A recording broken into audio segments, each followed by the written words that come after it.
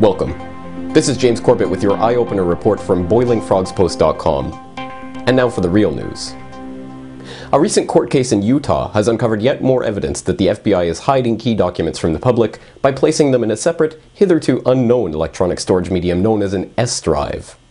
The fact that this drive was previously unknown has raised the specter that the FBI are using it as a place to hide requests for sensitive documents through the Freedom of Information Act.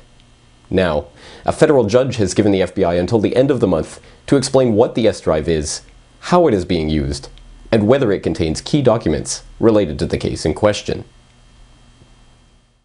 The case concerns Salt Lake City-based lawyer Jesse Trentadue, who has been investigating the death of his brother Kenneth Trentadue at an Oklahoma federal transfer facility in 1995.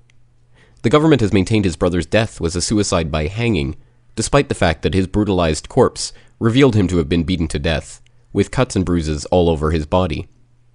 Numerous irregularities in the wake of Trentadue's death were suggestive of a cover-up, from the government's unprecedented offer to cremate the body before it was sent to the family at its own expense, to the fact that the coroner was not allowed to examine the cell until it had been washed, to the fact that the visitor logs from the facility on the night of the death have been destroyed.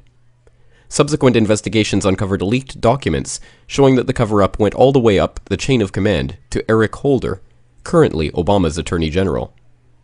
Originally baffled by the extent of the cover-up, several tips, including one from Timothy McVeigh himself, led Jesse Trentadue to the understanding that his brother had been transferred to an Oklahoma transfer facility because he fit the description of the so-called John Doe No. 2 in the Oklahoma City bombing case.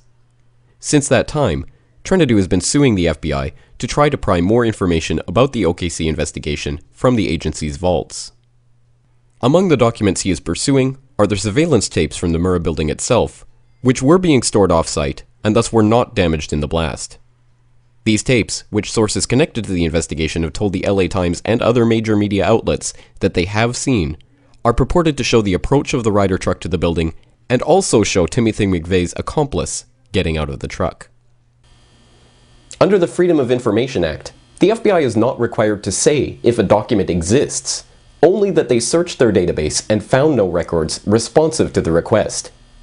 If these documents are placed in an external or disconnected storage drive, however, the agency can ensure that they will never show up in any FOIA request. In fact, the FBI has been known to have used this very technique in the past. Going under such names as June Files, Zero Files, and iDrive, the agency has a long and documented history of placing key evidence in special, compartmentalized files that are reviewed by senior officials before the information is placed into the Bureau's official files. Joining me earlier this week to discuss the history and significance of the FBI's secret storage drives was attorney Jesse Trentadue.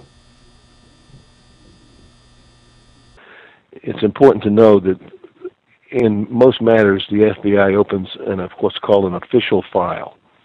And if someone is under investigation for a crime and eventually charged with a crime, the official file is supposed to contain all of the evidence, both incriminating evidence and exculpatory evidence. And this file is turned over to defense counsel.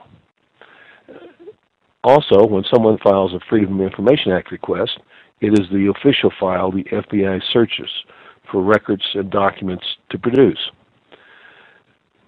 Starting, and I'm sure it existed before this time, but I learned during the course of this fight that during the 1970s and 1980s, the FBI had what was called a June file, and I don't J-U-N-E, and I don't know if that's an acronym for something, another name or whatever, but the June file was where they placed evidence and other materials and information they did not want to disclose to defense counsel in criminal cases or make public through a Freedom of Information Act request.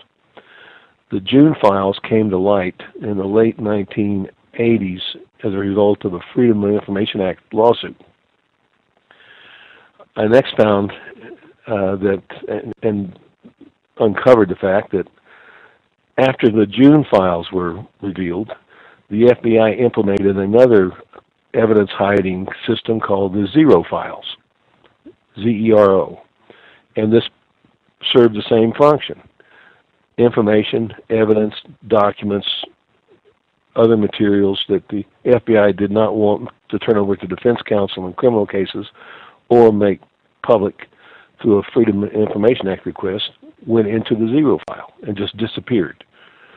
And so if you filed a Freedom of Information Act request, the FBI would look at the official file and come back and report there was nothing there that you might be searching for if it was this type of information.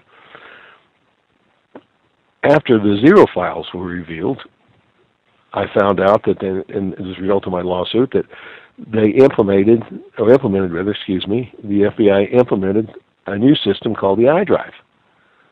And it served the same function as the June files 2 decades ago, the zero files a decade ago, and the iDrive was implemented apparently in the late 1990s and into the 21st century.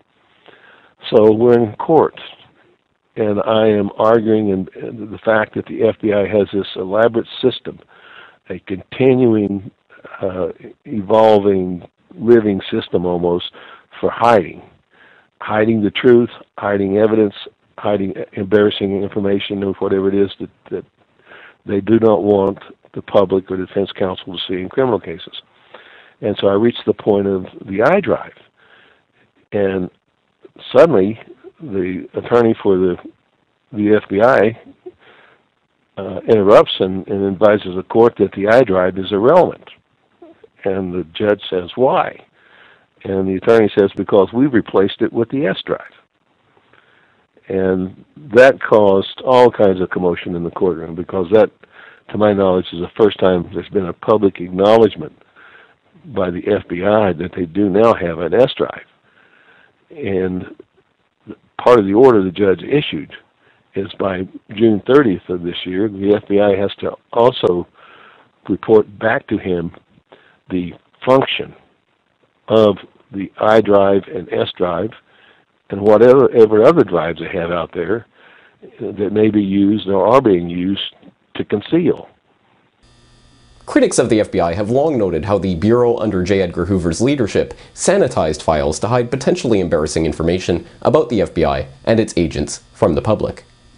In a conversation with the Corbett Report last week, Colleen Rowley, the former Privacy Act coordinator at the Minneapolis FBI field office and noted FBI whistleblower, confirmed the sordid history of the FBI's attempts to conceal information from the public, and revealed other methods that keep key records from being accessed through FOIA requests.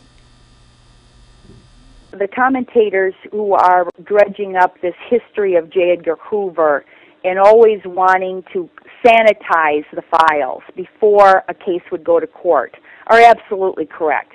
We had a huge scandal with the Timothy McVeigh prosecution in Oakbaum, and that case came about, the scandal came about actually in the summer of 2001, right before the 9/11 attacks.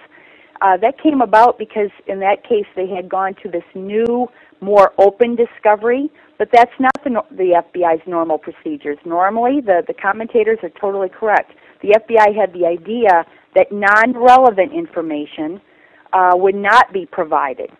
And certainly this is embarrassing in FOIA cases. I mean, by law they're required to give out an entire file. Well, one of the ways to get around not giving out an entire file afterwards, let's say you identified several wrong suspects, and you can see this in the high-profile cases of the anthrax killer, where they had to pay $5 million to somebody for being Hatfill, for being identified as a suspect.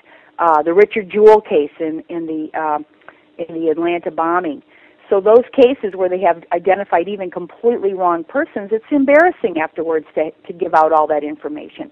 So the FBI tries to find ways to file documents so that they're not considered relevant.